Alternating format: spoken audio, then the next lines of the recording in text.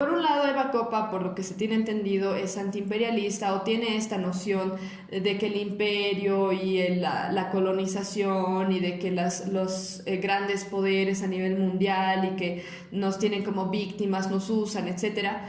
Así que ha resultado muy gracioso ver a una mujer que tiene este sistema de creencias que al mismo tiempo está chocha feliz de ir al imperio y ser fotografiada, etcétera.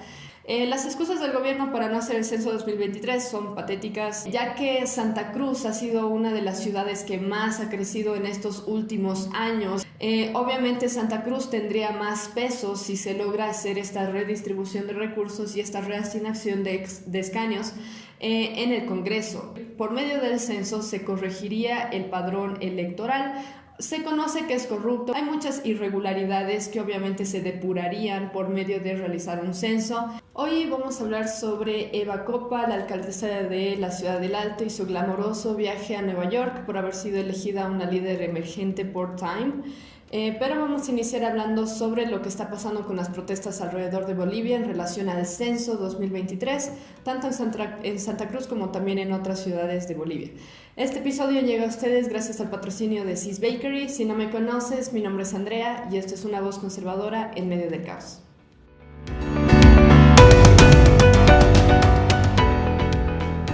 Bueno, vamos a iniciar hablando sobre el censo 2023, que es uno de los temas más relevantes que ha estado tomando lugar aquí en Bolivia. Mediante protestas y otras cosas, pero antes de eso quisiera pedirles que si tú no estás si tú no estás suscrito a este canal, te recomiendo que te suscribas para que en el futuro puedas recibir notificaciones cada vez que lance un episodio nuevo. Ahora puedo ver las estadísticas de la gente que ve este podcast y he visto que el 95% o algo por el estilo no está suscrito a este canal, así que te recomiendo que lo hagas antes de continuar con el video. Y ahora sí nos vamos al tema del censo 2023. Para comenzar, no les voy a dar un análisis exactamente acerca del censo, solamente quiero hablar acerca de las protestas que están tomando lugar y más o menos cuáles son las decisiones que se está tomando para poder solucionar el problema. Lo que sí les recomiendo es ver el análisis completo en la página de Álvaro Huachayat, es un podcast llamado Juzgando con Justo Juicio, donde hace un análisis bastante extenso acerca de por qué se debería realizar el censo 2023, por qué se está haciendo tanta protesta por todo lado y por qué el gobierno aparentemente no quiere ceder ante estas peticiones de hacer el censo el próximo año en vez de hacerlo el 2024. Sin embargo, aquí les voy a leer una lista, un resumen acerca de los puntos que se tocan tanto en el podcast de Álvaro Huachaya como también en algunos periódicos. Y bueno, lo que dice la gente también acerca de por qué se está exigiendo que se haga un censo pronto en vez de esperar 2 años para hacer este tema. Primer punto, el último censo fue realizado el 2012. Aparentemente este censo fue mal hecho, de hecho hay muchas personas que ni siquiera lo reconocen como un censo en el que realmente se logró recabar los datos correspondientes. El 2001 se hizo otro censo, o sea, estamos hablando de ya hace más de 20 años, que al parecer fue más útil que el censo del 2011-2012. Entonces, por un lado está este tema del tiempo. Por otro lado, uno de los argumentos que se está utilizando para esta insistencia del gobierno de no hacer el censo es que ahora tenemos un satélite, el satélite que nos costó millones de dólares a los bolivianos, o no sé si fue por deuda, pero de todos modos nos cuesta a nosotros pagarla. Se lanzó un satélite ya hace años y se tiene otros avances tecnológicos que deberían permitir realizar un censo en un lapso corto de tiempo, pero por algún motivo el gobierno no quiere realizar el censo, argumentando que no se tiene lo suficiente para poder realizarlo en el lapso que ellos ya habían estipulado. Tercer punto, el vocero presidencial Richter ya había informado que el censo se iba a hacer en 2023, incluso ya se había confirmado de que ya se tenía un plan, un cronograma, etcétera, para poder realizar el censo.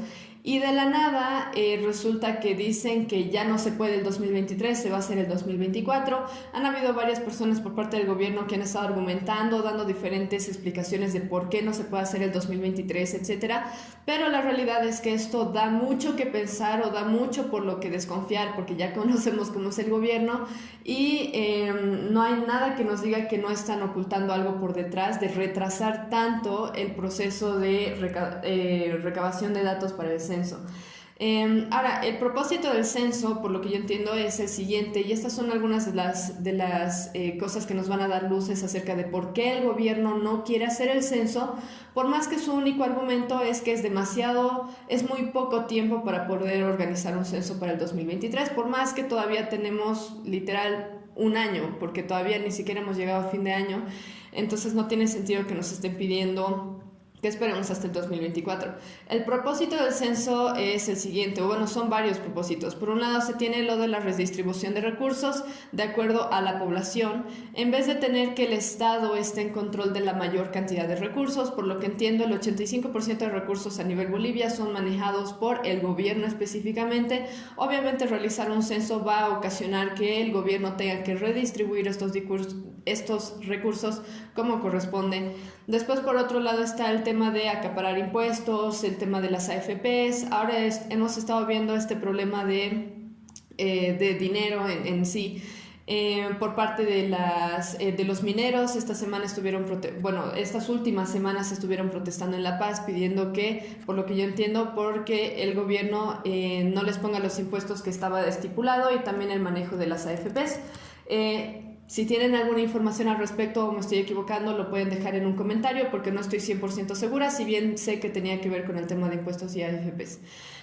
Después, por otro lado, esto de realizar el censo ocasionaría que haya una reasignación de escaños a nivel nacional por departamento. Esto de los escaños es en relación a los diputados, etcétera, que se tienen en el Congreso. Y ya que Santa Cruz ha sido una de las ciudades que más ha crecido en estos últimos años, ya más de una década, o bueno, una década en sí que se realizó el último censo, obviamente Santa Cruz tendría más peso si se logra hacer esta redistribución de recursos y esta reasignación de escaños en el Congreso. Y ya que nosotros conocemos que Santa Cruz es uno de los mayores opositores del gobierno actual, gracias por ser opositores del gobierno, porque son uno de los grupos o una de las poblaciones más fuertes que se levanta en contra de las injusticias del gobierno.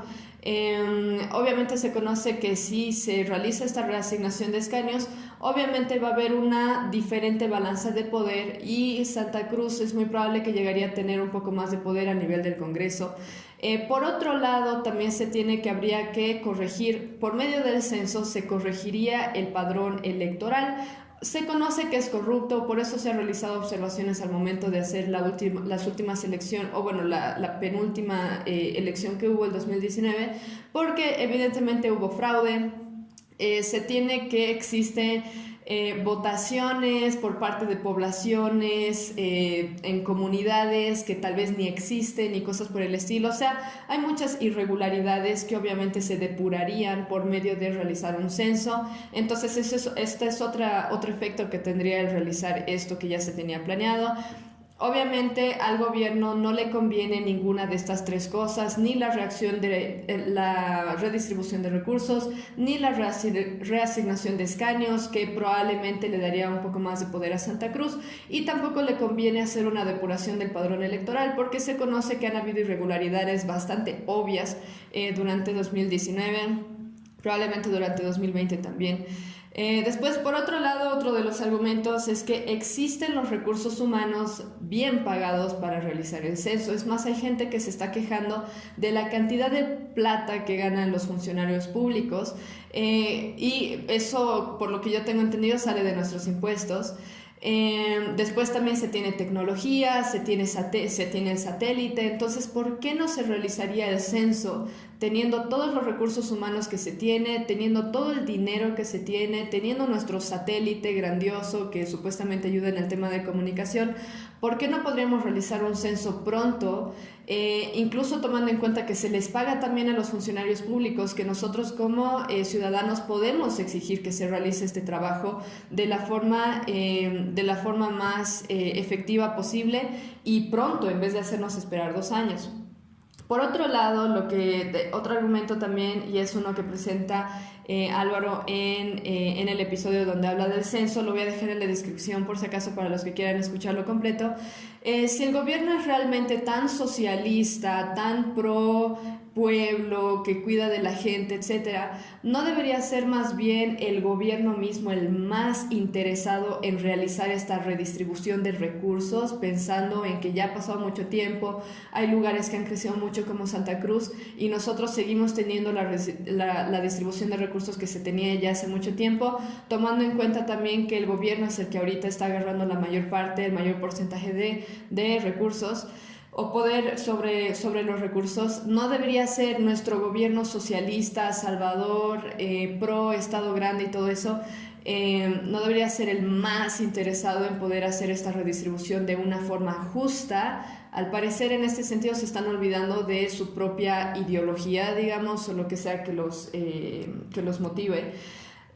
Después, aparte de esto, como ven, estas observaciones son simplemente lógicas acerca de por qué se querría hacer el censo 2023. Por otro lado, es lógico que la gente esté desconfiando del gobierno acerca de esto de que quieren de la nada hacer el censo del 2024 sin dar más explicación, que supuestamente toma más de un año poder hacer la organización correspondiente, cuando el vocero presidencial ya había anunciado que ya se tenía todo listo para realizar el censo. Entonces no tiene sentido, parece que lo están atrasando a propósito por el tema de las elecciones que están por venir. Así que bueno, eso, como todos los octubres negros, en Santa Cruz ha habido conflictos por semanas. Obviamente el gobierno, como siempre lo ha hecho, está poniendo medidas de presión que han incluido un cercado a la ciudad de forma que no puedan ingresar alimentos, tampoco ha podido ingresar gasolina y obviamente porque justo se les ha ocurrido a los del gobierno no sé qué hacer con el tema de la entidad que se encarga del recojo de basura. Entonces ha habido una acumulación grandísima de basura alrededor de la ciudad de Santa Cruz. Penosamente, Santa Cruz ha sido la ciudad que más ha sufrido por esto. De hecho, son los primeros que han salido a exigir, el comité cívico ha sido el primero a salir a exigir que se haga el censo como corresponde. Otros departamentos se están uniendo a la lucha. Tenemos a Potosí, Oruro, Cochabamba, Beni, Tarija y La Paz. También se reunieron comités cívicos alrededor de todo el país. De hecho, que yo tenga entendido, los 9 comités cívicos ya se han reunido para pedir el censo 2023. Se pide la abrogación del decreto 4760, que determina que el censo se va a realizar el 2024 y que la INE es la única entidad autorizada para realizar el censo a nivel nacional. Obviamente la gente está siendo reprimida. Aquí en La Paz ha habido un grupo que ha salido a marchar, que los han apedreado, que yo sepa. En Santa Cruz se está viendo bastante violencia, ha habido gente que ha sido encerrada en la cárcel sin motivo, a pesar de que nosotros como ciudadanos bolivianos tenemos el derecho a la protesta. Aún así nos está permitiendo protestar de forma pacífica como se quería. Después, por otro lado, esto es algo bien chistoso, hay grupos masistas en Facebook y medios de comunicación que están desinformando, como siempre. De hecho, todo lo que yo les he dicho ahorita, o sea, de por qué se quiere hacer el censo, por cuáles serían los efectos que tendría, cuáles son las cosas en contra que tendrían acerca del gobierno.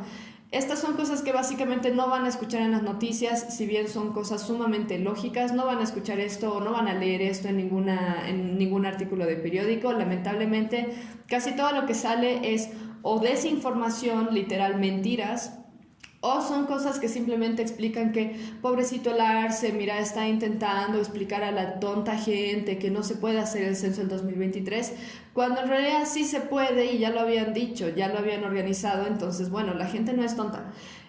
Los grupos masistas en Facebook son bien chistosas. Aquí en La Paz hace poco hubo una marcha. Les voy a poner aquí una fotito de cómo fue la noticia que reportaron.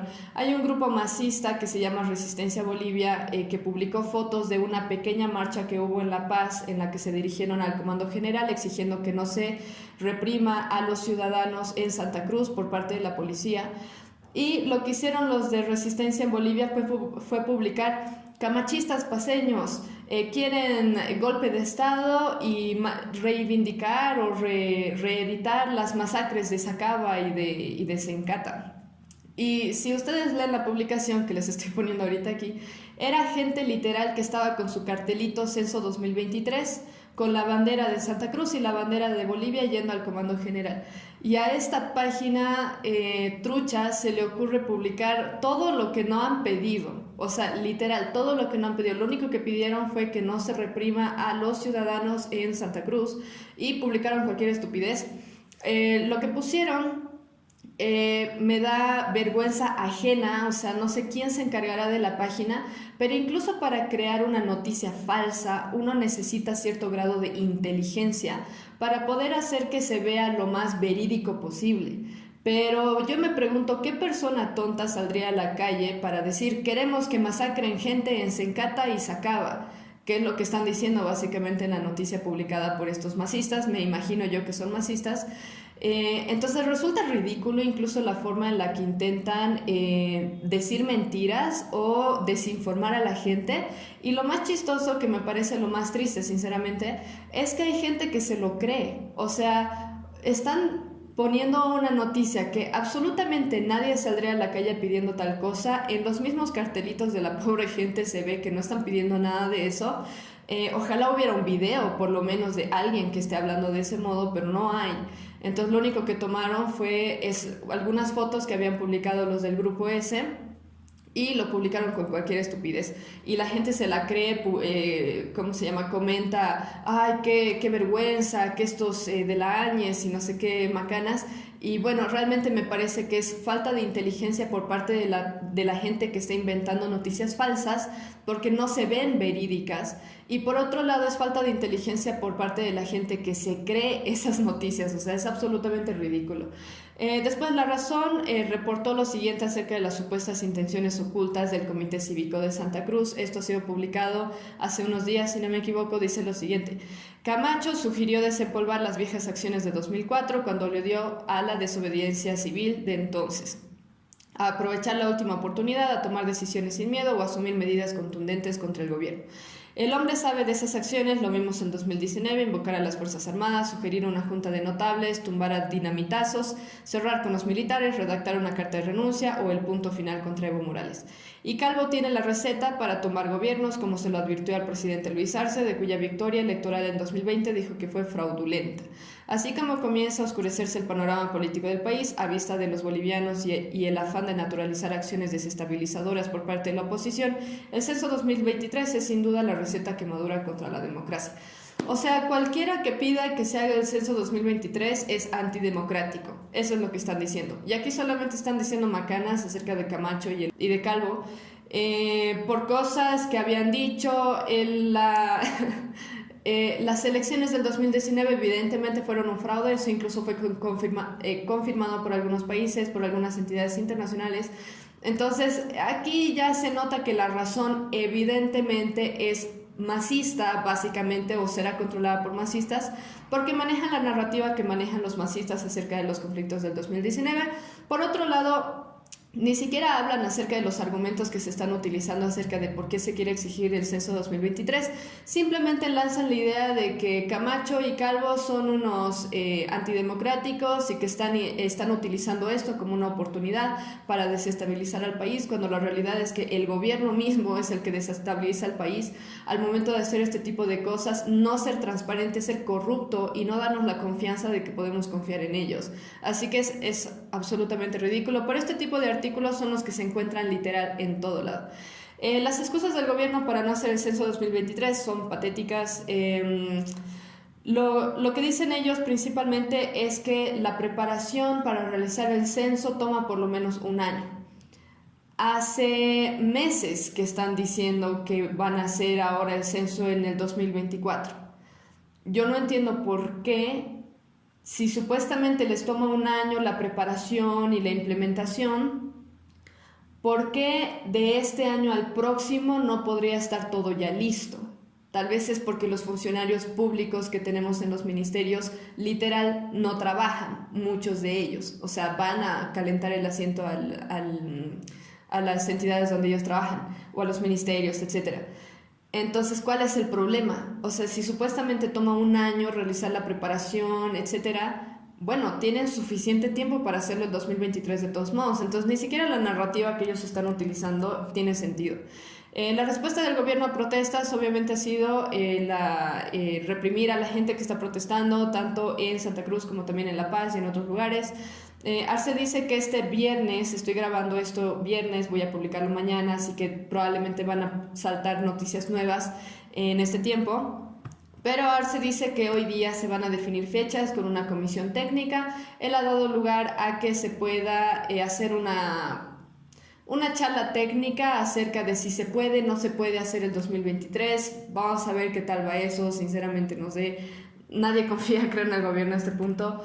Él está pidiendo levantar las protestas mientras se sigue oprimiendo a los ciudadanos y se tienen retenidos a protestantes sin ningún cargo. También incluso Evo Morales se ha levantado para criticar a Arce. Inicialmente pensé que se estaba levantando a criticarlo por la violencia que se está efectuando en contra de los ciudadanos, especialmente en Santa Cruz, como también aquí en La Paz con los tontos grupos de choque. Pero, y yo dije, qué hipócrita, ¿no? O sea, él que ha acercado Bolivia al 2019 con tal de eternizarse en el poder, ahora lo está criticando. Bueno, resulta que no lo está criticando por la violencia, sino más bien, según yo, por no ser lo suficientemente violento. O sea, le está diciendo que esta es una cita que saqué de uno de los periódicos de Unitel, de hecho, que publicó un artículo que dice lo siguiente acerca de lo que dice Evo Morales. Dejar que una comisión técnica del Comité Cívico del Gobernador de Santa Cruz que demuestre si es posible realizar el censo 2023 es dejar la situación de toda Bolivia en manos de Santa Cruz, de 4 o 5 cruceños que manejan el paro cívico. Las palabras de Morales se deben a que en la cumbre convocada por Arce en Cochabamba, el gobierno planteó que se respete el cronograma del INE, o de lo contrario que el Comité Interinstitucional de Santa Cruz demuestre en mesas técnicas que el censo puede realizarse en 2023. Gracias al Señor no estamos bajo el gobierno de Evo Morales más, porque creo que él habría sacado a los narcotraficantes para que vengan a, no sé, matar gente. Así que menos mal que ese no es el caso, pero bueno, él salió para quejarse de que ni siquiera se debería haber dado chance a Santa Cruz de poder demostrar en mesa técnica o en esta reunión técnica acerca de si se puede o no se puede hacer el censo 2023. Como ven, el Partido Socialista se está deshaciendo básicamente. Antes Evo Morales, que era considerado el hito, el primer presidente indígena, un héroe más o menos y bueno, obviamente relacionado con el partido del movimiento al socialismo. Ya se ha visto durante meses que Evo Morales ha estado hablando en contra de Arce. Al final no se sabe quién maneja el país, si Evo, si Arce, tendrá más poder quién, no tengo idea. Pero como se ve, incluso dentro de este mismo partido está habiendo problemas, está habiendo discusiones, está habiendo críticas. Entonces pareciera como que se está desintegrando poco a poco, se está dividiendo. Y bueno, eso, como siempre el gobierno está usando medidas de presión solo en contra de los grupos que están pidiendo algo que el gobierno no quiere hacer. Y esto es obvio porque aquí en La Paz hemos tenido protestas de mineros, protestas de maestros las últimas semanas, los mineros pidiendo una cosa, los maestros pidiendo otra, etc. Y no se los ha reprimido como siempre se reprime a los ciudadanos que salen a protestar en contra de los decretos del gobierno cuando se nota que son injustos. Así que, bueno, resulta evidente que existe una discriminación ahí, donde siempre se reprime a los ciudadanos que no están a favor del gobierno exactamente, y a todos los demás hagan lo que quieran, básicamente. Es algo que resulta bastante evidente.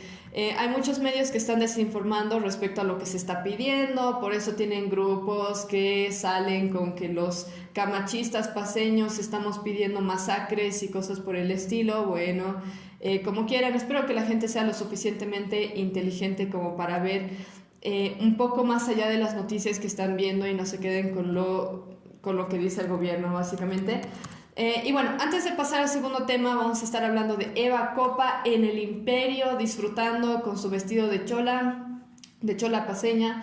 Pero primero les quiero hablar sobre el sponsor del día, que es Sis Bakery. Sis Bakery es una pastelería que ofrece postres artesanales y originales. Cada uno de ellos es diseñado y perfeccionado para tener un producto de muy buena calidad, y no solamente de muy buena calidad en relación al sabor, sino también se ven como una obra de arte, como ustedes están viendo en pantalla. Si están viendo el formato de video de este podcast, Su lema es en familia porque el negocio está siendo dirigida por 3 hermanas que disfrutan mucho de crear este tipo de productos y los diferentes diseños que ustedes pueden ver.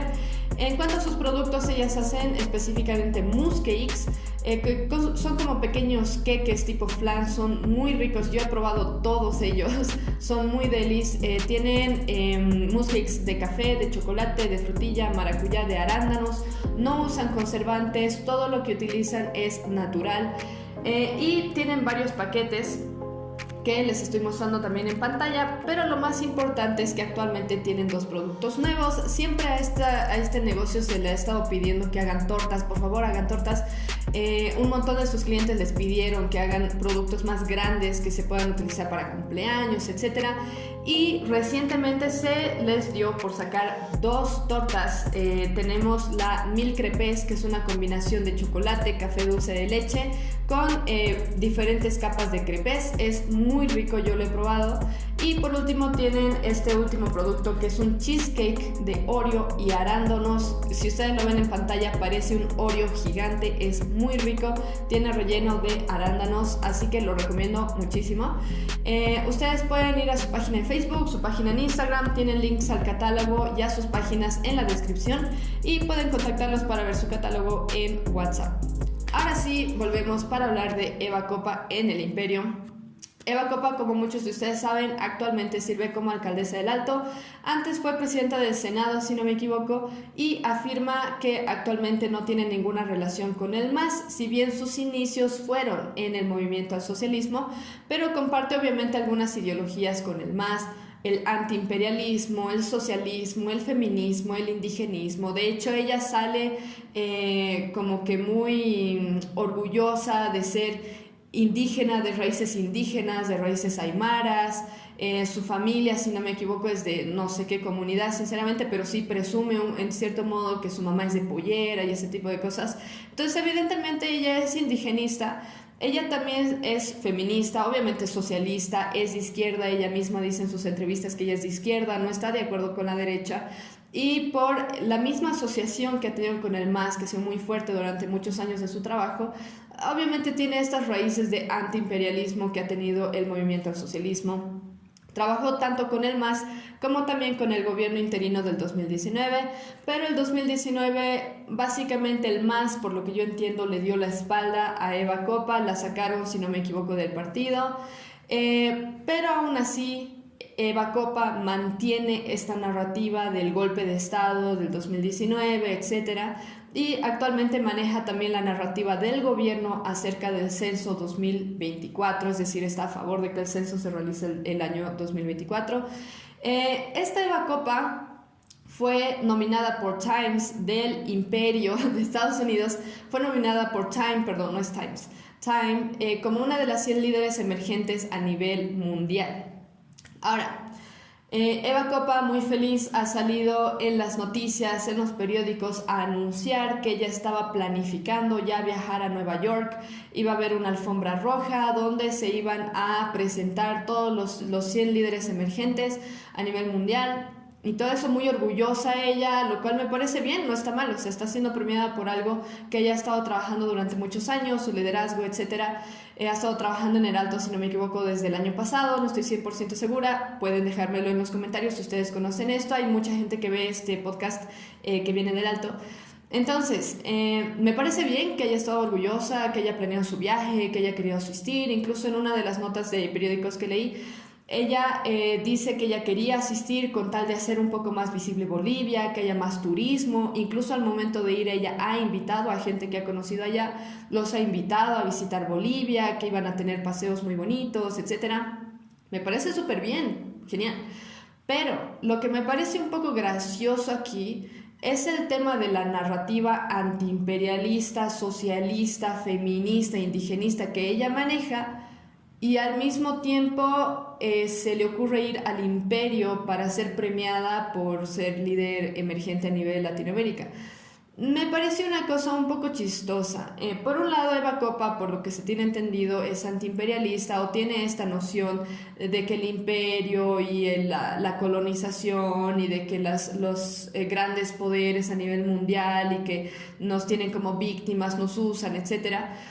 Entonces, si se tiene un poco esta narrativa por parte de su asociación con el MAS o personalmente, si bien personalmente no la he escuchado tanto enfatizar el tema del imperio en sus entrevistas, es más el tema del feminismo, del indigenismo, pero aún así, si el partido como tal y el socialismo como tal está tan en contra de poderes como los de Estados Unidos, según yo, Eva Copa debería haber sido coherente con su propia ideología, con su propio sistema de creencias y debería haber rechazado esta nominación, debería haber rechazado este viaje a Nueva York, al imperio que tanto oprime a los pobres, etcétera, y mucho menos debería haber asistido al evento. Entonces eso hubiera sido más coherente, pero más bien lo que se ha visto ha sido lo contrario. Se ha visto a Eva Copa con su vestido de chola paseña.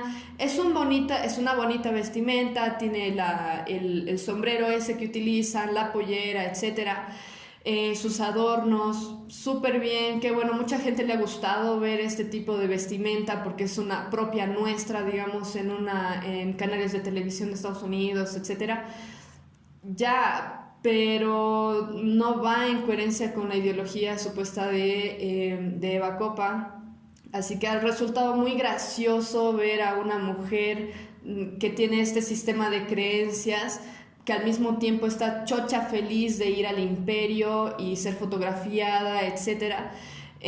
Dio un discurso en la Universidad de Nueva York donde tuvo que aclarar incluso que esté en desacuerdo con que se la acuse de haber ido al imperio, porque parece que ya hubo gente que la acusó de, mira, la Eva Copa yendo al imperio, y claro, es que es lógico que se le observe esto cuando se tiene esta narrativa antiimperialista y al mismo tiempo una de las líderes a nivel Bolivia está súper chocha de ir a Estados Unidos, al imperio que tanto nos oprime, para ser premiada.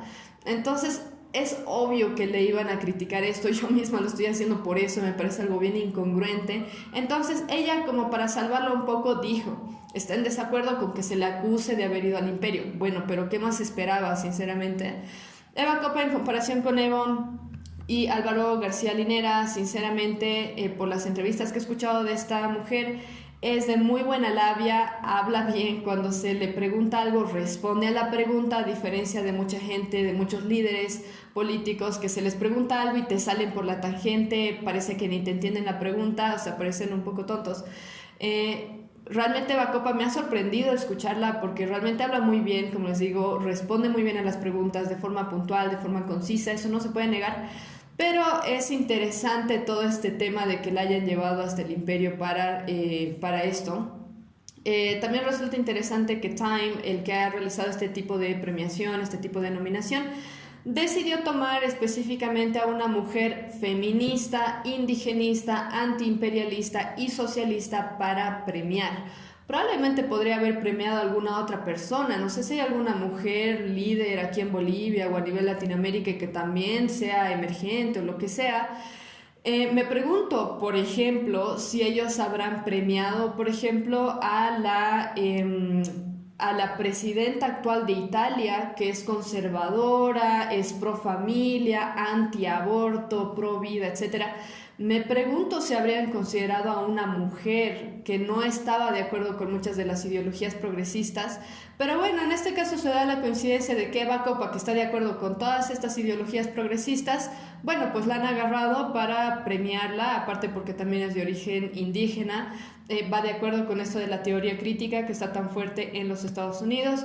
En la página de Time lo que han dicho sobre Eva Copa ha sido lo siguiente: durante casi 14 años la política en Bolivia estuvo dominada por Evo Morales, un líder sindical muy popular que fundó el Partido Socialista del país, Movimiento al Socialismo, pero cuando Morales buscó un cuarto mandato inconstitucional en 2019, aquí debo parar y decir gracias Time por no tomar la narrativa de los socialistas a nivel Bolivia y andar diciendo que fue un golpe de Estado. El mismo Time agarró este hecho que se conoce a nivel mundial de que fue una elección fraudulenta. Entonces, bueno, buscó un cuarto mandato inconstitucional en 2019, sumió a Bolivia en una crisis, las protestas masivas llevaron a la instalación de un gobierno interino con poco apoyo de los votantes.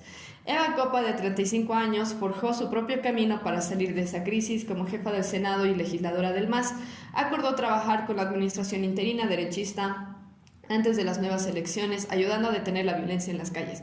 En respuesta, sin embargo, los partidarios de Morales en el MAS expulsaron a Copa. En marzo de 2021 desafió al candidato del partido a alcaldesa en El Alto, la segunda ciudad de la cima de la montaña de Bolivia. Joven e indígena como la mayoría de la población del Alto, Copa ganó el 69% de los votos y desde entonces ha logrado trabajar de cerca con el nuevo presidente del MAS, guisarse en los desafíos de seguridad y salud de la ciudad, trazando un camino democrático para los izquierdistas en Bolivia. La renovación no se trata solo de la edad, la renovación es traer nuevas caras a la política, dijo Reuters el año pasado, para poner un buen fundamento y edificar sobre él. Me agrada mucho este tema, incluso después de haber publicado esto, hicieron una corrección los de Time porque habían hablado de Áñez o del partido interino como si fuera de extrema derecha, cuando en realidad no lo era. Entonces se han corregido. Incluso me parece muy interesante que a pesar de tener una agenda que parece tender hacia el indigenismo, si ustedes conocen estas premiaciones de Time, me pueden dejar en los comentarios si tienen una opinión al respecto. Si conocen, si tienen una agenda muy clara, porque evidentemente tienen una agenda un poco tendiente al feminismo, indigenismo, etc. Pero me pareció interesante que hayan agarrado una narrativa que responda a los hechos y no a los datos que da el gobierno socialista aquí en Bolivia a nivel internacional. Después, por otro lado, esta mujer, Eva Copa, dice ser feminista, se la cataloga como feminista, de hecho, en varios canales de televisión, en artículos de periódico, etcétera, se la cataloga, se la categoriza como feminista, pero lo chistoso es esto. Ella es una mujer que existe en una sociedad patriarcal, machista, pero aún así está en una posición de poder. Y no solamente eso, sino que ha sido celebrada por entidades internacionales, como en este caso Time. Entonces, ¿no es más bien ella una muestra de que este tema del patriarcado y del machismo es más bien un mito, no algo real? No nos vamos a ir al tema de por qué hay tan poca representación a nivel de alcaldías por parte de mujeres que sean líderes. No nos vamos a ir a discutir esto. En algún momento voy a hablar de esto de la brecha salarial, que también es un mito, de esto de que hay poca representación femenina en ciertos rubros. Eso es obvio, las mujeres no están hechas para hacer los mismos trabajos que los hombres en la mayoría de los rubros. Entonces, eso es obvio, no lo voy a comentar mucho ahora, pero solamente viendo el caso de Eva Copa, que se dice, o bueno, se dice que es feminista, etcétera.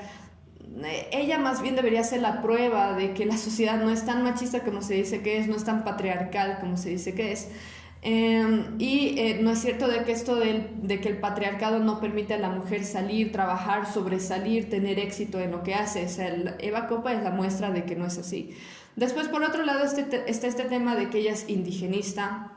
La narrativa dice que los indígenas son discriminados, en especial por el imperio, los imperios. Mientras tanto, Eva Copa es llevada a Estados Unidos para ser premiada precisamente por el imperio y a ser celebrada.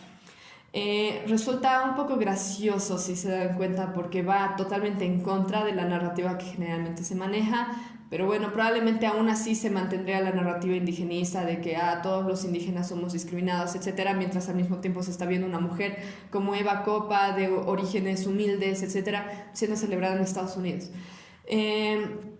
A pesar de sus problemas con el MAS, Eva Copa ha salido en entrevistas diciendo que considera que Evo fue el mejor presidente de Bolivia. Me parece un disparate decir eso, literal, me parece un disparate decir algo como eso, pero bueno, evidentemente tiene mucho cariño por el partido Movimiento al Socialismo, porque ha trabajado mucho tiempo con ellos, etcétera, pero bueno, eso indica un poco dónde está ella parada. Principalmente se lo admira o lo admira ella porque fue el primer presidente indígena. Entonces aquí estamos viendo un poco el tema de la política de identidades en las que importa más la raza, el origen cultural de una persona más que ella como persona misma o su preparación. Y esto lo dice incluso a pesar de haber sido expulsada del partido entre el 2019 y el 2020. Alegó en una entrevista con María René Duchenne que dentro del partido no se permite la libertad de pensamiento. Aquí le voy a yo dar, no quisiera decir la palabra alabar, pero me parece muy bien que Eva Copa públicamente se haya atrevido a hacer lo que muchos otros no han hecho, que fue criticar abiertamente al partido Movimiento al Socialismo o hablar de algunas cosas que han pasado internamente. Ella en su entrevista dice que mucha gente, en especial gente de origen indígena, que ha formado parte del movimiento al socialismo, se han terminado saliendo del partido porque no había libertad de pensamiento ahí dentro. Así que me pareció muy bueno que hayan mencionado esto. Se la presentó en la Universidad de Nueva York con la bandera indigenista, por esto les digo que este premio de Time parece tener una agenda progresista bastante clara.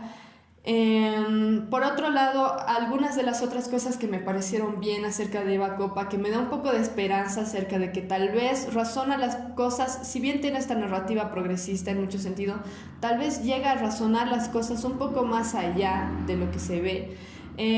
Gracias a ella se ha vuelto a clases presenciales a nivel del alto porque ha visto que esto estaba afectando mucho a los niños y también denunció cosas con las que no estaba de acuerdo dentro del MAS, como lo que les mencioné hace un momento, la censura interna que existía en el movimiento socialismo. Me parece que estas cosas han sido algo digno de ser celebrado en Eva Copa, que haya tenido esta audacia de hablar de estas cosas. Igual el tema de las clases presenciales, cuando la narrativa era de que no, los niños todos se van a morir, y mientras tanto los pobres niños encerrados en sus casas sin ver el sol siquiera, pasando clases todo el día ahí, en muchos casos solos, porque los padres tenían que salir a trabajar. Entonces, ahí tenemos, en resumen, Eva Copa, alcaldesa del Alto, antigua o actual antiimperialista. Ojalá esto de haber ido a disfrutar del imperio y ver cómo son las cosas en un país que es pro mercado libre. Actualmente el gobierno es súper socialista, el gobierno de Joe Biden, pero aún así ha llegado a ver las cosas buenas del imperio, etcétera. Entonces ojalá eso le ayude a ver un poco más allá de las cosas que se manejan en la narrativa indigenista. Actualmente ella es criticada tanto por izquierda como también por derecha, aunque ella misma se considera de izquierda. Esperemos que Eva se direccione hacia algo más coherente, esperemos que cambie un poco la narrativa que ella maneja en relación al imperio, al indigenismo, al feminismo, etcétera, siendo ella misma una mujer que ha sido celebrada tanto a nivel Bolivia como también a nivel internacional. Y que esto le ayude a ver un poco más incluso las incongruencias del movimiento al socialismo o de muchos partidos socialistas en general. Eso es todo lo que tengo para decir sobre Eva Copa. Ahora, antes de ir a la última parte, ahora voy a pasar a hacer una nueva sección del podcast que va a ser leer algunos comentarios que me dejan algunos de los seguidores de la página, gente que está constantemente viendo los episodios que subo. Me comenta, ya sea criticando, ya sea estando de acuerdo y todo eso. Entonces ahora nos vamos a ir a la sección de comentarios, pero antes les quisiera comentar o los quisiera invitar a poder ver el último episodio publicado por el podcast Juzgando con Justo Juicio. El anfitrión es Álvaro Guachaya. Muchos de ustedes saben que Álvaro Guachaya es mi hermano. En el último episodio que ha sacado, él ha estado hablando del censo, ha estado hablando acerca de que el Alto es capitalista, aunque no lo sepas. Ustedes saben que mucha gente en el Alto se considera socialista, vota por el MAS, etcétera, pero lo que argumenta él con bastantes datos es que más bien el Alto es una de las ciudades más capitalistas de Bolivia, junto con Santa Cruz, así que no tienen cosas tan diferentes. También él habla sobre el matrimonio gay en Bolivia, que es algo que se ha estado viendo durante estos meses, y algunos otros temas. Les voy a dejar los links en la descripción. Les aconsejo que se suscriban a su canal para que reciban las notificaciones. Los análisis que hace son muy buenos, bastante completos. También he estado hablando en este último episodio, ha dado como un review, un análisis acerca de los anillos de poder que yo anteriormente ya había tocado en uno de los episodios que publiqué. Él hizo un análisis mucho más completo, así que les recomiendo ver este episodio. Les voy a dejar todos los links en la descripción de este video.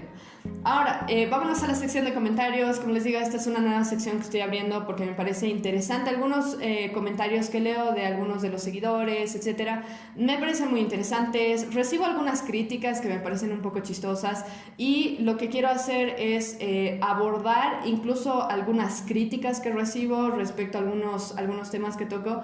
Quisiera abordarlos directamente en vez de escaparme de ellos, así que voy a intentar hacer como una mezcla de varias cosas en esta sección de comentarios. El primer comentario que vamos a ver es de Javier Rivas Ruiz.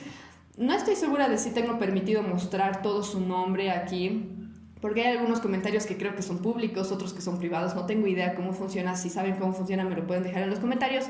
Pero el primer comentario es de Javier Rivas Ruiz, que dice lo siguiente: cualquier religión es mala, lo mejor es no tenerla porque solo divide a las personas y las sociedades.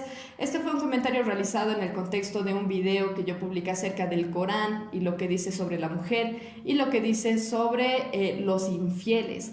En respuesta a este comentario, no, cualquier religión no es mala. De hecho, todas las religiones que son malas, por así decirlo, son este tipo de religiones donde no se tiene como principal, ¿cómo lo diría? Donde no se tiene a Dios como lo más importante, donde no se tiene a Cristo, donde no se tiene este tema de un entendimiento correcto del pecado, un entendimiento correcto acerca de la salvación, de quién es Cristo como tal. Ahora, hay algunas religiones un poco más extremas que otras. Por ejemplo, en el caso del islamismo, sí, el Corán defiende varios abusos o argumenta que varios abusos en contra de la mujer son normales, son justificables, son parte de la ley que se predica en el Corán. No se tiene un entendimiento correcto de Jesucristo. Obviamente, que yo tenga entendido, se lo ve como un maestro más y ese tipo de cosas. En relación a los infieles, uno tiene permitido matar a los infieles, es decir, a cualquiera que no pertenezca al islamismo. Entonces, obviamente, si uno ve este tipo de religiones donde se insta a la gente a ser violenta en contra de otras, obviamente uno va a pensar que es mala, pero eso no significa que siempre ese sea el caso en el caso de la religión. Ahora, lo que yo sí voy a argumentar es que solamente hay una religión que es buena, utilizando el lenguaje del compañero, del amigo.